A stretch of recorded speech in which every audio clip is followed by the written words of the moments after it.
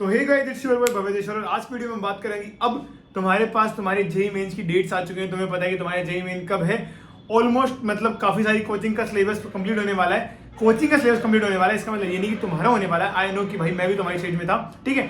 अब मैंने काफी अपने दोस्तों से कंसल्ट किया, काफी अपने मतलब दोस्तों से, जूनियर से, सबसे पूछा कि आखिरी टाइम में उन्होंने ऐसा क्या किया था। मतलब ऐसा नहीं है कि सिर्फ मैं अपनी व्यूज जो है वो शेयर कर रहा हूँ। यहाँ पे आईआईटी दिल्ली में जितने भी लोग आ रखे हैं, मेरे सीनियर्स हैं, मेरे जूनियर्स हैं, उन सबसे मैंने कंसल्ट किया, मैंने उनसे बातचीत की। अगर भैया आपने ऐसा क्या किया था, या फिर मेरे जूनियर्स ने क्या किया था, मेरे दोस्तों ने क्या किया था, कि जिसकी वजह से आज वो आईआईटी दिल्ली में है। तो इस वीडियो में सब कुछ बताने वाला हूँ शुरू से अंत तक, ठीक है। चैनल को सब्सक्राइब नहीं किया तो उससे पहले सब्सक्राइब कर देना, वीडियो को लाइक शेयर कर देना अपने दोस्तों में, बहुत ज्यादा हेल्पफुल होने वाली है वीडियो, ठीक है।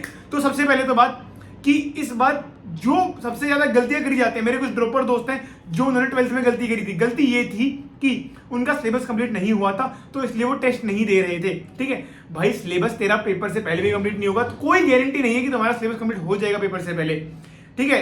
हो भी सकता है, नहीं भी हो सकता, पर पेपर तो देना ही पड़ेगा। तो भैया तुम्हारा सिलेबस कंप्लीट हुआ हो या ना हुआ हो, तुम्हें मॉक टेस्ट देना ही देना है, देना ही देना है। ऑल्सो सवाल होगा कि मॉक्स दें कितने। भाई मैं प्रेफर करूंगा कि हफ्ते में 2 दे दो। अगर सिलेबस बहुत ही ज्यादा बच रखा होगी, कुछ कर ही ना रखा हो, तो हफ्ते में 1 दे दोगे, वो भी गुड है, ठीक है। मतलब 1 तो देना ही देना है, 1 से कम तो कभी करना ही करना नहीं है। अब मॉक किस टाइम दे, जैसे ठीक है अभी अथर्व आया था, अथर्व ने मेरे को बताया कि अथर्व ने भी एक वो दिया कि ये डाल सकता है कि मॉक किस टाइम दे। मॉक उस टाइम दो जिस टाइम तुम्हारा जेई मेंस होता है। लाइक अगर 9 से 12 और 3:30 से मतलब 6:30 हो रहा है, या 2:30 से 5:30 हो रहा है, उसके अकॉर्डिंग हमें मॉक देना है। जैसे मान लो कि एक हफ्ते में 1 दे दिया, 9 से 12 दे दिया, अगले हफ्ते 2:30 से 5:30 दे दिया, या हफ्ते में 2 दे रहे हो तो एक दिन 9 से 12 दे दिया, एक दिन 2:30 से 5:30 दे दिया, क्योंकि हमें नहीं पता हमारी कौन सी शिफ्ट आने वाली है, ठीक है। तो इस अकॉर्डिंग हमें मॉक देना ताकि हमारी बॉडी जो है उस पर अडेप्ट हो पाए। अब तक हो सकता है पिछले 2 साल से तुम ऐसे कर रहे हो कि रात को 4 बजे सोते हो, फिर सुबह लेट उठते हो। ऐसा नहीं करना है, क्योंकि पेपर अगर 9 बजे आ गया तो तुम्हारा दिमाग चल ही नहीं रहा होगा, क्योंकि दिमाग को तुमने ये बोल रखा है कि 9-10 बजे तक तो सोना होता है। तो पता लग रहा है तुम्हारा 1 घंटा खराब चला गया, तुम्हारा दिमाग ही नहीं चल रहा, ठीक है। इन सब चीजों का ध्यान रखना है। अब मॉक्स कौन से देने हैं, पेरेंट्स रेडी हो जाओ, बिकॉज अब कुछ बहुत तगड़ा सा तड़कता भड़कता बता रहा हूँ। क्यों? क्योंकि दिशा पब्लिकेशन लेके आया है जेई मेंस टेस्ट सीरीज, और ये टेस्ट सीरीज मतलब मिशन पॉसिबल विद जेई है। अगर तुम 2026 के जेई एस्पिरेंट हो then this is for you. इसमें सब कुछ मिल रहा है। इसमें क्या क्या मिल रहा है एक बार खोल के दिखाता हूँ डिटेल वे में। तो अब देखते हैं आखिर इसमें मिलता क्या क्या है।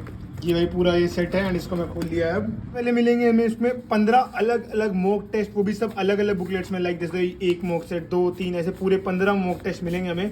ये 14, 15 ऐसे पूरे अलग अलग 15 मॉक टेस्ट मिल रहे होंगे हमें। 15 अलग अलग OMR शीट भी मिल रही होंगी। इन मॉक्स की सबसे अच्छी बात NCERT पेज लोकेटर। जैसे कि मान लो केमिस्ट्री है, भैया सबको पता है कि पूरी की पूरी केमिस्ट्री NCERT से आती है। ये क्वेश्चन है कहाँ से बना है भाई? NCERT के इस पन्ने के क्लास 11 के NCERT के पेज नंबर 275 से बना है। ये क्वेश्चन कहाँ से बना है?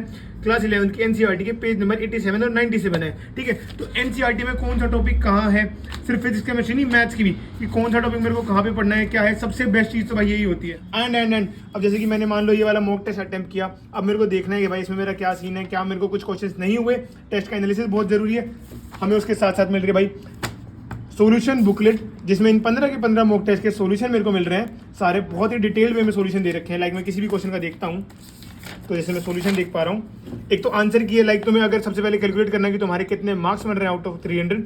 उसके बाद कैलकुलेट करने के बाद कि मैंने क्या गलतियां करी, मैंने सॉल्यूशन एनालाइज करता हूँ। जो सॉल्यूशन है बिल्कुल डिटेल और बिल्कुल 100% एक्यूरेट है।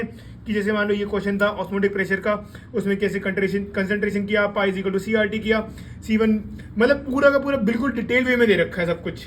ऑल्सो जैसे ये हो गई। अब कई बार क्या होता है कि जैसे मैंने मान लो क्वेश्चन पेपर किया, सॉल्यूशन भी देख लिया, मेरे को कोई फॉर्मूला रिवाइज करना है, भैया ये भी मिल रहा है।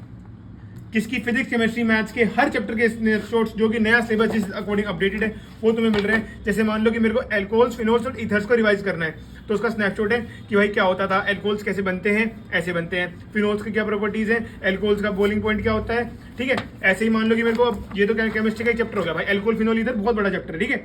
अब जैसे मान लो रेडियोक्स रिएक्शन करना है, या फिर वेव ऑप्टिक्स मेरे को रिवाइज करना है, या रे ऑप्टिक्स के फॉर्मूले मेरे को देखने हैं, तो सारे के सारे जितने भी इंपॉर्टेंट फॉर्मूले हैं AC के, इलेक्ट्रोमैग्नेटिक के, या फिर अपना कंटिन्यूटी, मान लो मैथ्स का कुछ देखना है कि भाई रोल्स थ्योरम क्या होती थी, डिटरमिनेंट में क्या प्रॉपर्टीज होती थी, बाकी ट्रिग्नोमेट्री की क्या चीजें हैं, इनवर्स ट्रिग्नोमेट्री की क्या चीजें हैं, वो सारी की सारी मेरे को इस स्नैपशॉट में मिल जाएंगी, ठीक है। तो मतलब हमें क्या क्या मिल रहा है? 15 ये मिल गए, डिटेल सॉल्यूशन मिल गए, OMR शीट मिल गई अपने फिल करने के लिए, मार्क्स को एग्जाम को एनालाइज करने के लिए सॉल्यूशंस भी मिल गए, plus plus plus plus plus साथ के साथ में तुम्हारी रैंक प्रेडिक्टर शीट भी है। भैया रैंक प्रेडिक्टर शीट मतलब ये कि तुम्हारे कितने नंबर पे लगभग क्या रैंक बनेगी वो पूरी यहाँ पे हमें इससे एनालिसिस हो जाएंगी।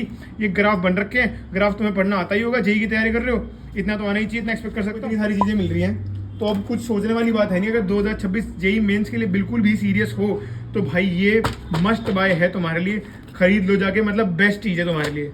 मिशन बॉक्स पकड़ो और अपनी जेई लेवल को एक और नेक्स्ट लेवल पे ले जाओ।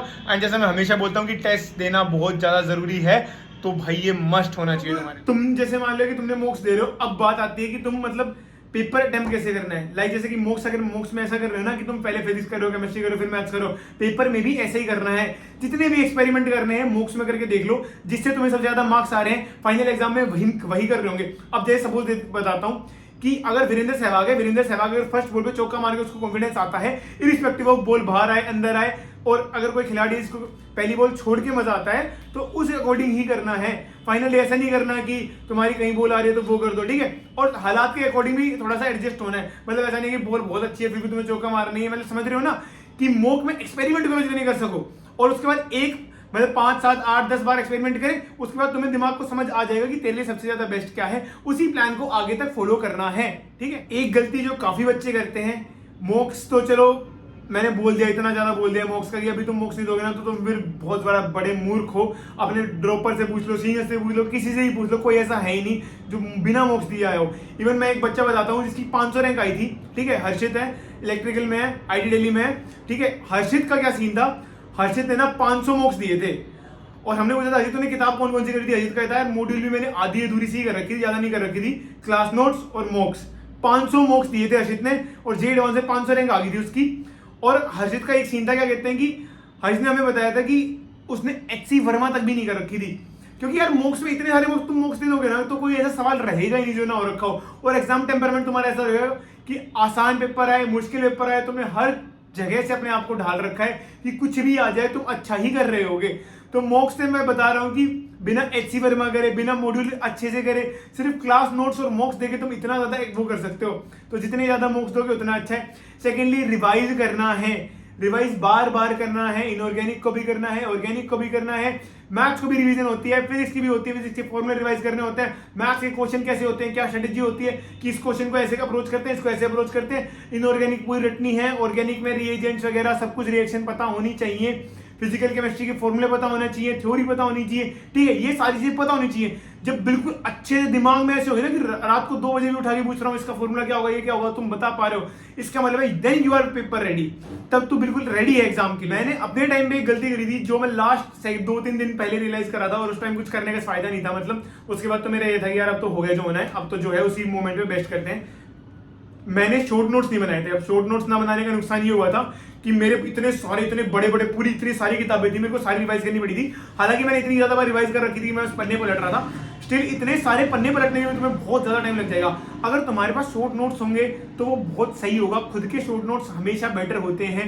ऑब्वियसली स्नैपशॉट्स वगैरह अगर तुम्हारे पास शॉर्ट नोट्स नहीं है, ऑब्वियसली फिर मैंने स्नैपशॉट्स वगैरह का हेल्प ली थी, बट खुद के शॉर्ट नोट्स होंगे, तुम्हें पता होता है कि तुम्हारी वीकनेस क्या है, क्या तो चीजें तुम भूलते हो, क्या तुम्हें याद रहती है, तो वो चीजें तुम लिखोगे ना वो तुम्हारा सबसे बेस्ट रहेगा। तो बात जो तुम्हारा खुद से हाथ से लिखा होगा उससे ज्यादा बेस्ट कुछ नहीं हो सकता, क्योंकि दिमाग को और हाथ को दोनों को याद आएंगे वो चीज। अब एक बहुत सा कॉमन सा सवाल होगा कि हमारा तो सिलेबस ही कंप्लीट नहीं है, हमें कुछ आता ही नहीं तो हम पेपर क्यों दें।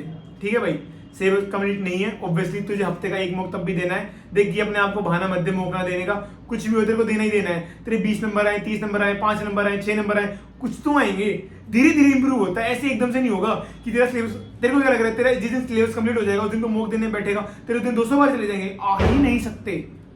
धीरे धीरे बढ़ेंगे नंबर, सिलेबस भी धीरे धीरे होगा और वो भी होगा। अब सिलेबस में ना तू ट्राई, जब तू मॉक दे रहा होगा तेरे को पता होगा कि यार इससे ज्यादा क्वेश्चंस आ रहे हैं, इस पार्ट से ज्यादा आ रहे हैं, चैप्टर में ये वाली चीज ज्यादा इंपॉर्टेंट है, इस पे ज्यादा फोकस करता हूँ, इसमें हर पेपर में क्वेश्चन आता ही है। जब ये चीजें बताऊंगी ना और उन चीजों की फिर थ्योरी जाके पड़ेगा तो और जल्दी से कवर होगा। Mock are not time waste. अगर इसका सिलेबस पूरा नहीं है उसके लिए भी फायदेमंद ही होने वाले हैं। देखो रिवीजन करनी है, मॉक्स देने हैं, शॉर्ट नोट्स बनाने हैं, ये 3 चीजें मस्ट करनी है और टाइम पे देनी है। ठीक है, एंड अपनी बॉडी को भी थोड़ा सा एक रूटीन में लेके आओ बायोलॉजिकल क्लॉक के हिसाब से, कि मतलब अगर तुम जैसे 9 से 12 और 2:30 से 5:30 या 3:30 से 6:30 अगर तुम्हारा जिस अकॉर्डिंग स्लॉट है उस अकॉर्डिंग तुम अपनी बॉडी क्लॉक को लेके आओ कि तुम्हारा दिमाग उस टाइम चल रहा हो। ऐसा ना हो कि पेपर में जाकर तुम ब्लैंक हो जाओ। ठीक है, और बोर्ड्स वगैरह पे इतना ज्यादा वो कर मत करना, क्योंकि अब तो बोर्ड्स तो भाई CUET हो रहा है, ठीक है। तो जेई मेंस अब तुम्हें बिल्कुल फुल पावर कर दी है मेहनत। जिसका जे एडवांस टारगेट है उसको जेई मेंस में कम से कम टारगेट करो कि 98 99 प्लस परसेंटाइल ला रहे हो, ताकि तुम्हें जेई मेंस 2 में इतनी ज्यादा प्रेशर लेने की जरूरत ना पड़े, फिर तुम सिर्फ एडवांस का ही पढ़ रहे होगे। बहुत ज्यादा फर्क पड़ता है, सच बता रहा हूँ। मेरे फर्स्ट मेंस में 99.2 परसेंटाइल आ गई थी, उसके बाद मेरा ये होता कि अब एडवांस का ही पढ़ना है। एंड सेकंड मेंस में भी 99.7 परसेंटाइल आ गई थी। जब एडवांस का पढ़ोगे तो मेंस में आराम से एक्सील कर दोगे। उससे लिए पहला स्टेप है कि मेंस में एक्सील करना। तो अभी सब के सब जिसका एडवांस टारगेट है, मेंस टारगेट है, सारे के सारे जेई मेंस में लग जाओ फुल पावर। फोड़ना है भाई जेई मेंस, कोई बहाना नहीं चाहिए, कोई वो नहीं चाहिए। कम से कम 10 12 15 घंटे पढ़ो। अब आखिरी का टाइम है, ठंड का टाइम है, ठीक है। और कुर्सी टेबल में पढ़ना, ऐसे मत करना कि बिस्तर में पढ़े हो, नींद आएगी, बहुत टाइम वेस्ट हो जाएगा, सच बता रहा हूँ। थोड़ा अपना डाइट को कंट्रोल करना, ऐसा मत करना कि ठंडा रख के दबा के खा रहे हो फिर सोओगे, वरना दिमाग भी तेज नहीं चलेगा। कुर्सी टेबल पे पढ़ना है, ये सारी चीजें छोटी छोटी को ध्यान रखना है। बाकी तुम्हारा कोई भी डाउट हो, comment section is open for all, comment section में मेरे को बताना। आई होप कि वीडियो पसंद आई होगी यार। लाइक शेयर सब्सक्राइब तो तुमने कर ही रखा होगा चैनल। वीडियो को अपने दोस्तों तक पहुंचाओ, बाकी लोगों को शेयर करो एंड जाओ अब मचा दो। अरे यार तुम मार अपनी, आजा अब। अबे क्या बिहाइंड द सीन्स है भाई, ये अतर परेशान कर रहा है भाई आके। तू शक्ल तो दिखाते अतर पहले। अतर चला जा, बिहाइंड द सीन्स में डालूंगा ये। आगे करूं क्या? मॉक कितने देने होते हैं हफ्ते में? एटलीस्ट दो 2-3 दे दिया करो बस। बिहाइंड द सीन्स बट वो भी बता देना बॉडी टाइप। बॉडी टाइपिंग क्या होता है? अच्छा हाँ ठीक होता है। Baby, read the fine print.